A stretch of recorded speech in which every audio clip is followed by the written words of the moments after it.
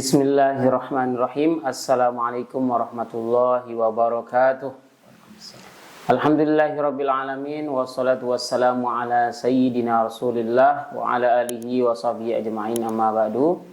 Yang kami hormati dan muliakan narasumber tetap kita, yaitu pimpinan Pondok Pesantren Darut Taqwa Al Khairiyah Nahdlatul Wathon Teguh, yaitu Al Ustaz Hurnawijaya Kiha MSy, yang alhamdulillah beliau hadir di kesempatan hari ini. Pemirsa Pandawa NW Official dimanapun berada, kembali bersama saya Muhammad Samsul Hidir di kesempatan hari ini. Tentunya di program Ada Apa di Ramadan. Ada Apa di Ramadan kali ini seperti biasa akan menjawab pertanyaan-pertanyaan seputar Ramadan. Ada beberapa pertanyaan yang sudah masuk di kesempatan hari ini. Langsung saja Ustaz, tanpa panjang lebar kita jawab pertanyaan yang sudah kami rangkum, yang sudah dirangkum oleh tim media kita. Yang pertama, bagaimana hukum minum obat pencegah haid agar puasa penuh? Ini permasalahan yang Ustaz yang tidak hanya saat puasa juga, tapi terkadang pas haji, umroh juga banyak ibu-ibu yang memakai obat untuk mencegah haid. Ini gimana Ustaz? Bismillahirrahmanirrahim. Terkait dengan hukum menggunakan obat pencegah haid supaya ibadah lancar. Sebelum kita ke meninjau puasanya, kita terlebih dahulu melihat urgensi dari penggunaan obat tersebut. Jadi kalau obat itu tidak membahayakan bagi orang yang mengkonsumsinya, maka hukumnya tentu saja boleh-boleh saja meminum obatnya, meminum obat tersebut kalau tidak membahayakan. Akan tetapi kalau obat itu kemudian mengakibatkan sesuatu yang mudarat kepada orang yang mengkonsumsinya, maka hukumnya tentu saja adalah haram. Hal ini berdasarkan firman Allah Subhanahu wa taala di dalam Al-Qur'an, wala tulqu biaidikum ilat tahlukah.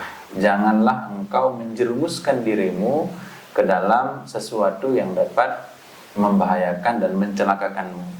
Nah, jadi wala tulqu biaidikum ilat tahlukah. Sehingga kalau misalnya obat itu akan berakibat fatal, akan berakibat kemudaratan bagi orang yang mengkonsumsinya, maka hukum mengkonsumsinya adalah haram, Nah, itu dari sisi penggunaan, dari sisi mengkonsumsi obatnya dulu, dari sisi menggunakan obatnya. Nah, terkait dengan ibadah juga, kemudian misalnya bagaimana hukumnya menggunakan obat untuk mencegah haid supaya dia puasanya lancar dan tidak ada yang batal. Begitu juga supaya haji umrohnya lancar dan bisa berjalan.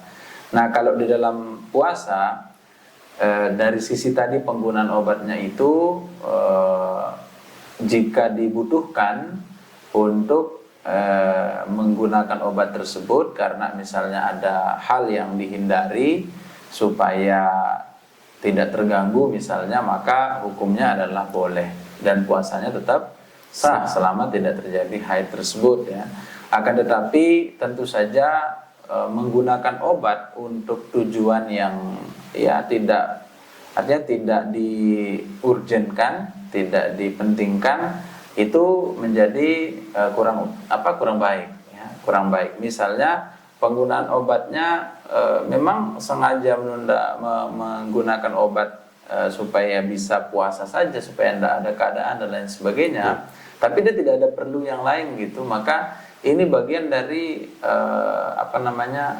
melawan kebiasaan, melawan kodratnya gitu. Jadi kalau ada perempuan yang haid, ya sudah normal saja haidnya gitu. Normal saja haid, kenapa harus ditunda misalnya? Dan tetap saja walaupun tadi kita katakan apakah dia akan mudarat atau tidak, tetap ada efeknya, Walaupun efeknya itu mungkin tidak berbahaya gitu, artinya tidak terlalu berbahaya sehingga tidak ada masalah, tetapi tetap ada efek bagi kesehatan orang yang mengkonsumsinya tersebut.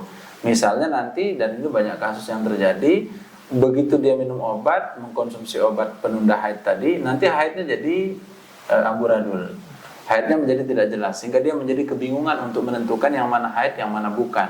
Nah, dengan demikian nanti ibadahnya yang lain seperti sholatnya, kemudian di luar Ramadan itu setelah selesai dia mengkonsumsi obat itu misalnya, jadi tidak jelas yang mana kemudian masa haidnya, yang mana yang kemudian di luar haid. Nah, sehingga dia menjadi kebingungan sendiri tadi untuk menentukannya. Kenapa? Karena darahnya menjadi tidak keruan. Tidak keluar, masanya keluar Ya, Ustaz ya. padahal biasanya haid itu kan punya siklus. Dia punya siklus kalau sudah sekian hari, kemudian di tanggal sekian sampai tanggal sekian.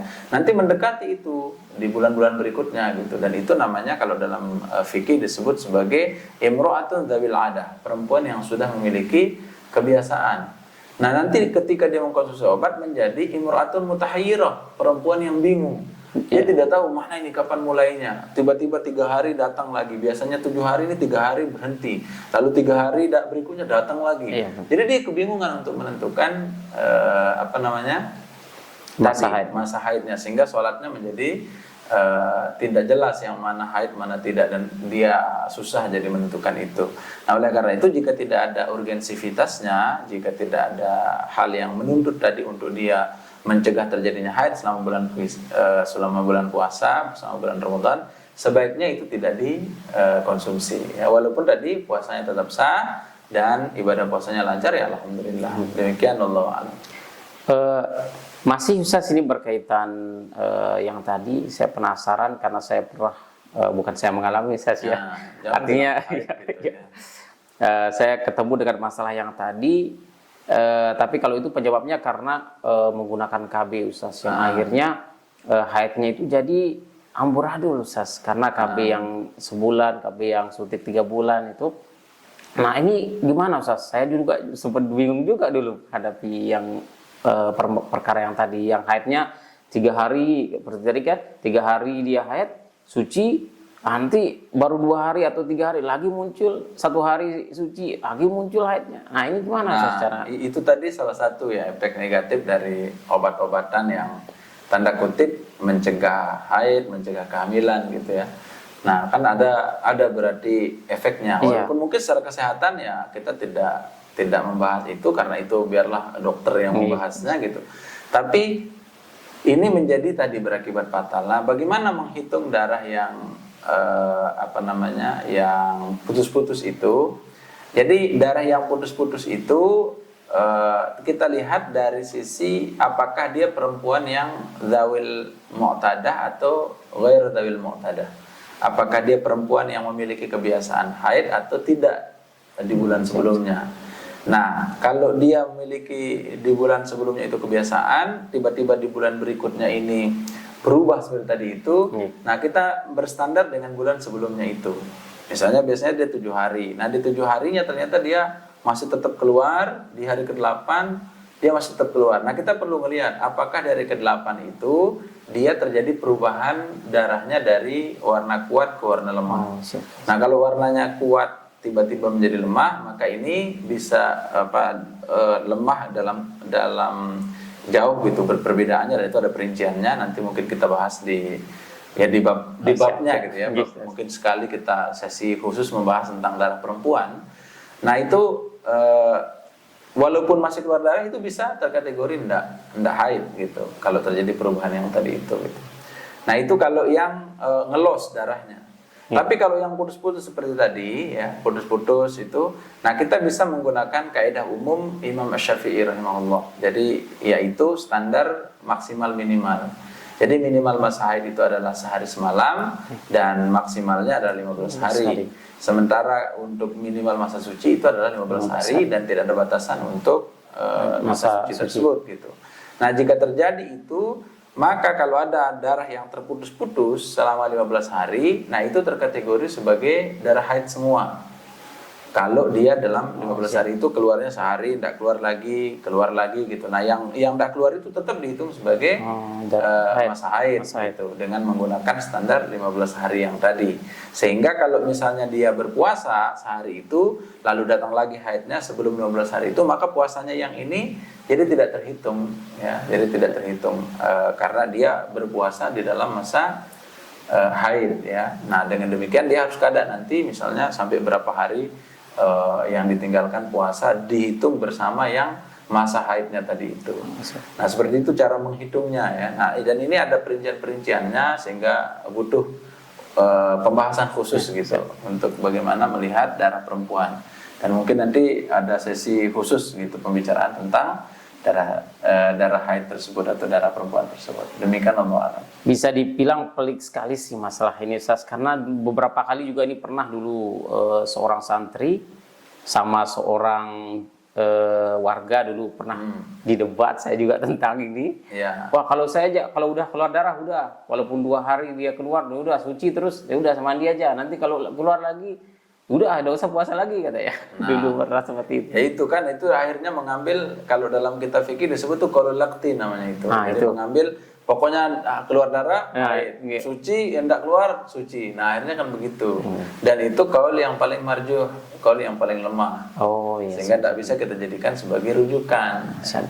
Nah, sehingga kita perlu tadi, makanya perlu tahu itu mana yang zawil adah, mana yang ghairu zawil adah, mana yang mutahayyirah, mana yang ghairu mutahayyirah, mana yang terus-menerus keluar, mana yang terputus-putus, mana yang harus distandarkan 15 hari, mana ada seterusnya. Jadi ada banyak sekali. Perlu sekali saja. Jadi banyak sekali pembahasan tentang ahwal atau ihwal dari darah perempuan tersebut. Demikian ya. Baik, itu dia. Terima kasih Ustaz, luar biasa sekali. Itu tadi juga pengalaman-pengalaman pribadi dan beberapa pertanyaan juga yang pernah kami terima itu tadi sudah terjawab, dan nanti mungkin di tim media bisa memfasilitasi kita untuk bagaimana membahas khusus masalah haid ini. Baik, pemirsa yang ada di rumah, kita lanjut ke pertanyaan berikutnya. Ini mengenai tanda-tanda puasa kita diterima oleh Allah, Ustaz. Bagaimana? Adakah tandanya? Lalu ini bagaimana? Nah, bagaimana tanda-tanda puasa kita diterima oleh Allah Subhanahu wa taala? Ya, yang pertama tentu saja puasa yang diterima itu adalah yang memenuhi rukun dan syarat. Jadi rukun syaratnya harus kita ketahui dengan ilmu, berdasarkan ilmu. Jadi berpuasanya ya puasa berdasarkan ilmu. Cukup rukun, cukup syarat, menghindari hal-hal yang membatalkannya. Baik yang membatalkan dia secara langsung maupun yang membatalkan pahala puasanya. Nah, itu yang pertama. Yang kedua, puasa yang diterima oleh Allah Subhanahu wa taala itu adalah puasa yang kemudian membawa pemiliknya, membawa orang yang berpuasa itu memenuhi hakikat dari puasa sesuai dengan tujuan dari pensyariatan puasa, yaitu la'allakum tattaqun. Jadi la'allakum tattaqun itu supaya kalian menjadi orang-orang yang bertakwa. Jadi harus dia lebih bertakwa dengan datangnya bulan suci Ramadan, dengan dia berpuasa di bulan suci Ramadan itu gitu, sehingga ketakwaannya itulah yang akan mengantarkan dia menjadi orang yang lebih taat, menjadi orang yang lebih baik, orang yang lebih bijak, orang yang lebih dewasa, ya, dan menjalani kehidupan sesuai dengan rambu-rambu yang ditetapkan oleh Allah Subhanahu wa taala. Nah, jadi demikian itu ciri-cirinya puasanya diterima oleh Allah gitu ya. Nah, kalau ada orang yang puasanya tidak pernah memperhatikan tadi ya, mau batal mau tidak batal dia tidak terlalu perhatikan. Kemudian puasa tidak ada beda antara di bulan Ramadan dengan di luar Ramadan. Sama berpuasa saja. Dengan tidak berpuasa sama aja gitu, menggibahnya sama, berdustanya sama, ngecapnya juga sama. Ya kan, ini sulit untuk bisa kita katakan ini puasanya pasti makbul gitu di sisi Allah Subhanahu wa taala gitu ya. Nah, jadi demikian, jadi harus membawa orang yang berpuasa menjadi tattaqun, pribadi-pribadi yang bertakwa. Demikian Allah a'lam.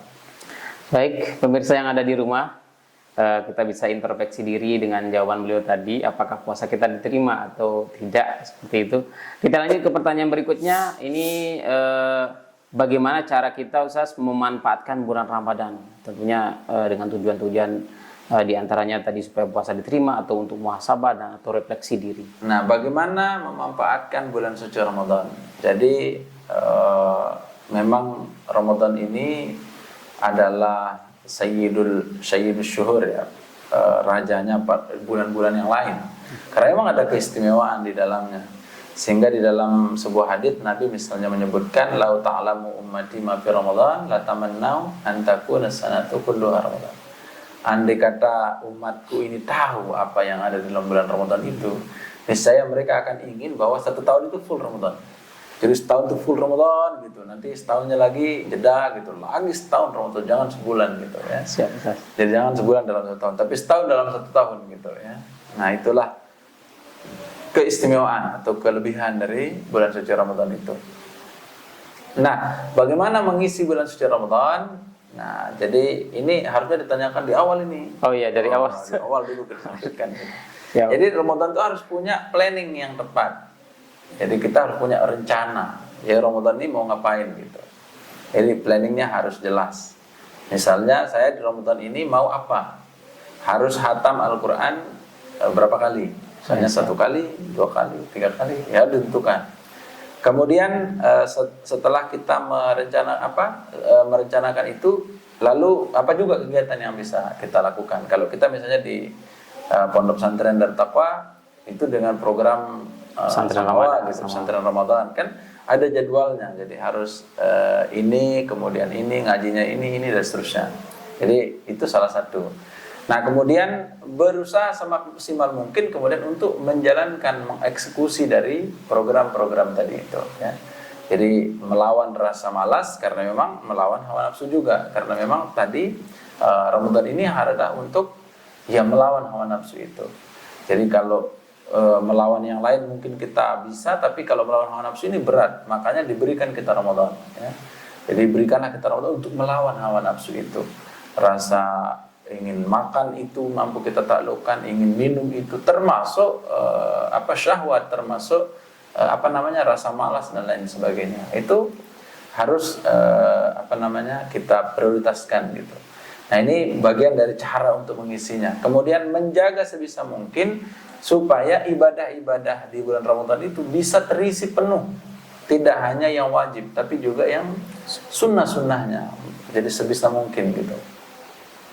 Kalau memang ada kewajiban yang lain, misalnya kita harus bekerja dan lain sebagainya, nah itu justru bagus, bagian dari perencanaan juga, dan itu tidak masalah ya. Jadi salah satu penafsiran para ulama terhadap hadits yang mengatakan naumus shaim ibadatun itu adalah maksudnya yang tertidur karena kelelahan bekerja dan beribadah. Ada orang misalnya kecapean dia bekerja lalu tertidur, nah itu naumus shaim ibadatun.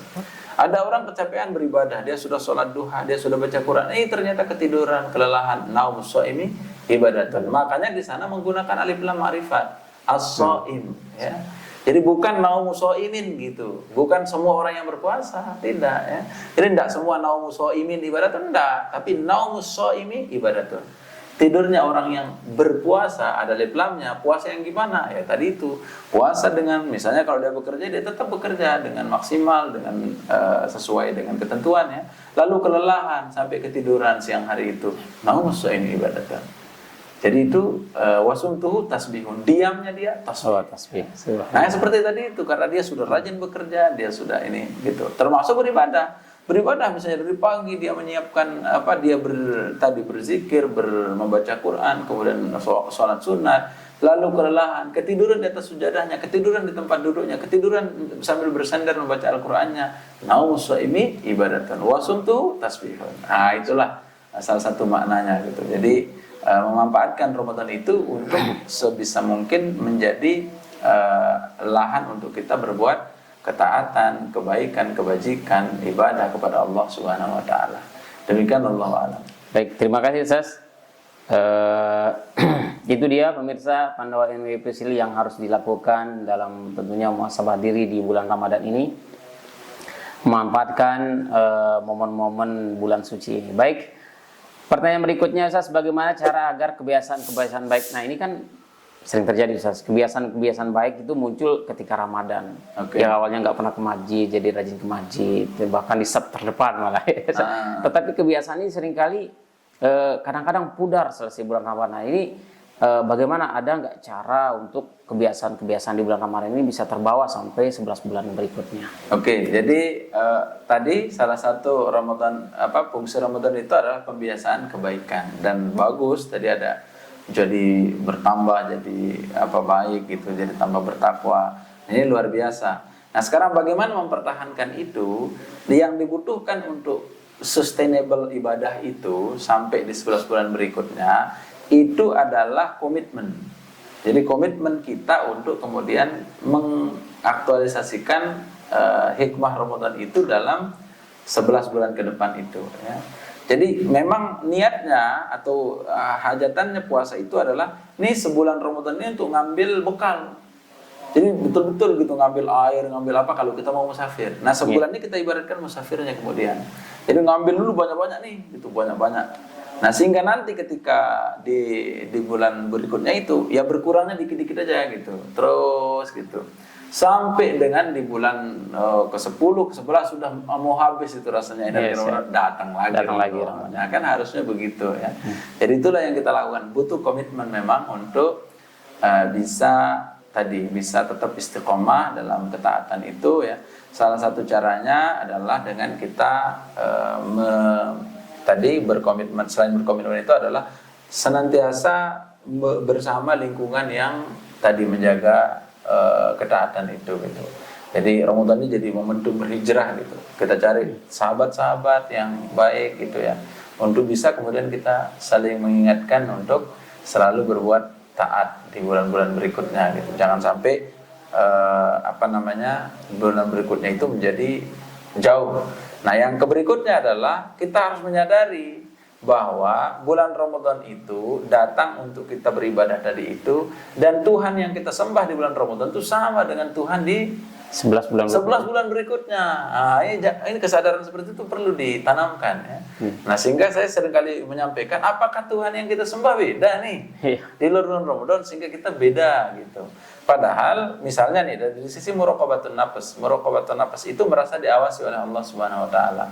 Ketika kita berpuasa, kita kan bisa saja misalnya masuk ke kamar lalu makan lalu tidak ada orang tahu gitu. Kemudian kita keluar berludah sana sini kiri kanan gitu lalu tampillah dengan style puasa aja. Iya, style puasa lemes seakan-akan sendirian yang berpuasa di dunia gitu ya. Tidak ada orang tahu kita itu berpuasa atau tidak, atau sudah batal atau tidak puasanya kita gitu. Tapi kan tidak kita lakukan itu. Ternyata di dalam bulan Ramadan ini tidak kita lakukan. Kenapa? Karena kita merasa diawasi oleh Allah Subhanahu wa taala.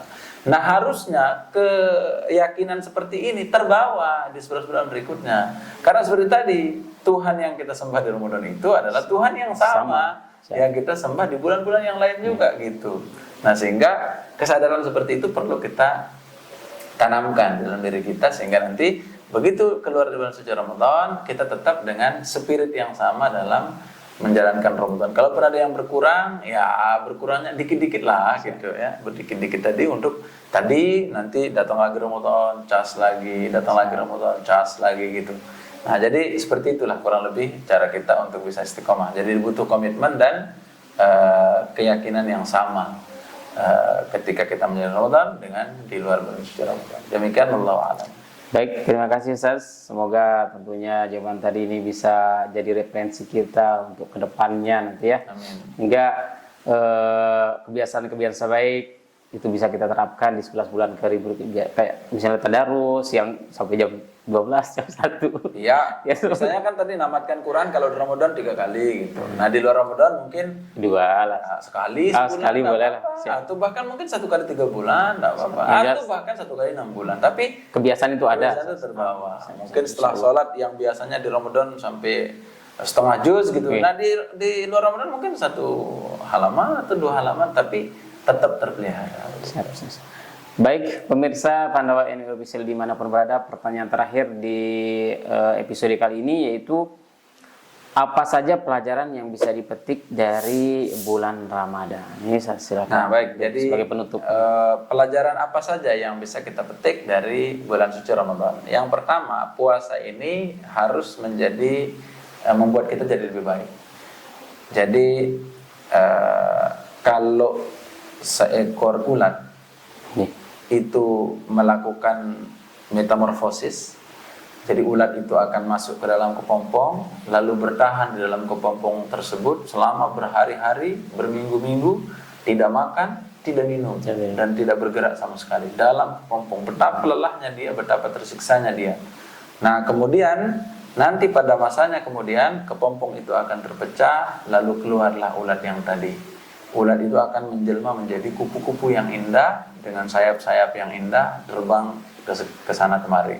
Nah, ini hikmah yang pertama adalah puasa harus membuat kita menjadi seperti ulat yang berubah jadi kupu-kupu tadi. Jadi kalau misalnya sebelum Ramadan kita adalah ya tak maaf ulat-ulat yang Ulat-ulat. berbulu tadi, ulat-ulat yang menakutkan itu setelah Ramadan harusnya menjelma menjadi kupu-kupu yang indah, yang sayapnya memukau, terbang ke sana kemari, membuat orang menjadi nyaman gitu. Nah ini yang pertama. Jadi hikmahnya adalah puasa itu mengajarkan kita makna untuk berhijrah, makna perubahan. Yang berikutnya, puasa juga mengajarkan makna kedisiplinan. Bagaimana dengan di Ramadan ini kita diajarkan untuk tepat waktu dalam berbuka puasa. Jadi 1 menit saja kita maju dari jamnya, puasanya batal. Sama, 1 menit juga di imsak itu, artinya di waktu Kelewatan. subuh itu kita kelewatan gitu. Nah lalu setelah imsak kita masih aja makan, tidak apa-apa masih. Tapi begitu dia ini ternyata kita udah azan kita masih ngunyah gitu, langsung batal puasanya. Ya. Langsung batal puasanya. Nah ini bagaimana itu? Kemudian kita keruan waktu sholatnya kita pelihara ya. Ketika zuhur sana sini azan jadi kita ikut gitu, kemudian asar, maghrib, isyanya juga ya. Nah kita laksanakan dengan disiplin, nah dengan waktu-waktu yang ditentukan. Maka ini mengajarkan kita tentang mana kedisiplinan, bagaimana kemudian disiplin itu masuk ke dalam diri kita dan menjadi karakter kita, dan karakter Islam ya harusnya itu gitu. Kemudian yang berikutnya adalah bagaimana ketaatan itu membudaya. Jadi kalau di Ramadan tadi yang kita sebutkan, kita ulang kembali, jadi lebih banyak ibadah yang kita lakukan gitu ya. Sholatnya jadi tepat waktu tadi, kemudian sholat sunat juga kita pelihara. Nah itu pelajaran supaya di luar, kalaupun tidak bisa kita 100% terapkan, ya beberapa persen jangan hilang lah. Ataupun kalaupun berkurangnya dikit-dikit aja gitu. Terus sampai dengan 11 bulan berikutnya itu makna ketaatan yang bisa kita lakukan. Yang berikutnya adalah makna keistiqomahan. Jadi bagaimana kemudian Ramadan ini mengajarkan kita istiqomah untuk tadi dalam ketaatan dan beribadah itu. Kemudian yang kelima adalah makna kesabaran. Jadi puasa ini betul-betul mengajarkan kita makna sabar. Ya kan kita mampu untuk bertahan tadi, sabar selama seharian penuh gitu, berlapar-lapar. Bahkan mungkin ketika kita tidak sempat untuk makan sahur. Karena ada satu masa kadang-kadang kita tidak sempat makan sahur gitu. Benar, Sas. Terlambat bangun atau gimana, atau memang bukan terlambat tapi memang tidak mau gitu, hanya minum-minum sedikit lalu tiba-tiba ternyata merasa lapar di pagi harinya, siang harinya. Tapi ternyata kita mampu untuk bersabar. Dan itu adalah bagian dari kesabaran dalam ketaatan. Karena para ulama membagi sabar itu menjadi 3, ada sabar dalam ketaatan, sabar dalam meninggalkan kemaksiatan, dan sabar dalam terkena musibah. Nah, jadi ini sabar dalam ketaatan ini gitu. Nah, kemudian ketika tarawih, jadi panjang sekali tarawihnya, kita sabar. Sampai 1 jam. Sampai 1 jam kita sabar.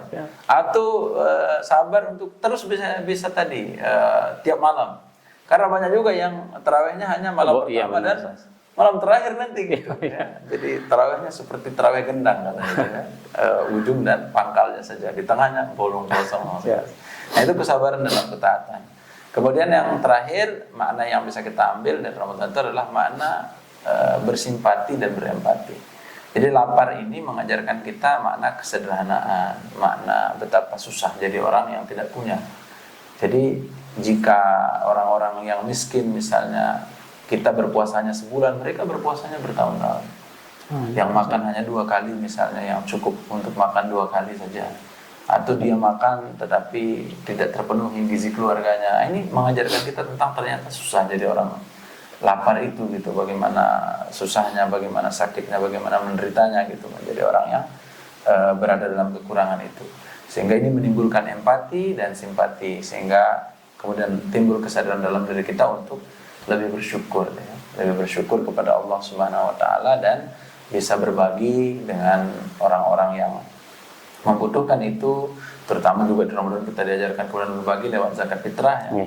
Nah, kemudian lewat sedekah-sedekah yang rutin yang lainnya dan lain sebagainya ya. Nah, itu ada banyak lagi pelajaran tentang kebersamaan, pelajaran tentang keluarga yang harmonis ya. Bagaimana di Ramadan membuat kita jadi menyatu kembali, mungkin pernah kemarin ada masalah gitu ya. Nah, bagaimana Idul Fitri datang kemudian mengajar kita untuk menjalin silaturahmi kembali dan lain sebagainya. Jadi banyak sekali kalau kita menjadikan Ramadan ini menjadi momentum untuk perbaikan dan perubahan ke arah yang lebih baik. Demikian Allah alam. Baik, terima kasih Ustaz. Itu dia pelajaran-pelajaran yang bisa kita ambil dari bulan suci Ramadan. Banyak sekali tadi dijabarkan oleh guru kita. Dan banyak sekali juga yang belum, nanti mungkin bisa ditanyakan kembali. Ataupun mungkin ada permasalahan-permasalahan seputar Ramadan, bisa ditanyakan kembali lewat media sosial kami yang tertera di bawah ini.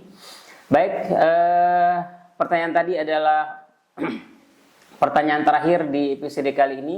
Tentunya di program Ada Apa di Ramadan. Saya atas nama Muhammad Samsulidir dan juga guru kita Al-Ustaz Surnawijaya KH MSY pamit undur diri dari hadapan pemirsa semuanya. Terima kasih atas segala perhatian, mohon maaf atas segala kekurangan. Wallahu muwaffiq wal hadi ila sabilir rasyad. Assalamualaikum warahmatullahi wabarakatuh.